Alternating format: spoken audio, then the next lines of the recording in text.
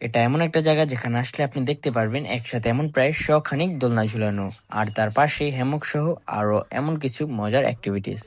এখানে আসতে হলে আপনাকে কুয়াকাটার 0 পয়েন্ট বা যে কোনো জায়গা থেকে মেইন ড্রাইভ ধরে আসতে হবে লেবুচর। লেবুচরে আসলে দেখবেন এমন কিছু মৃত গাছের বন এবং লম্বা বালু রাস্তা। এই গাছপালা আর বালু রাস্তার ধরে সোজা সামনের দিকে আগাতে দেখতে পারবেন এমন সব দোলনা এক জায়গায় ভালো।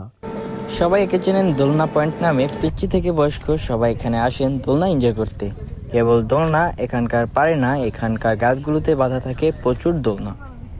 কেবল দোলনা ছাড়াও এখানে ম্যানগ্রোভ ফরেস্টের পাশে দেওয়া প্রচুর হ্যামক, যেগুলোতে আপনারা শুয়ে বসে সূর্যাস্ত দেখতে পারবেন বা নিজের মতো করে সময় কাটাতে পারবেন।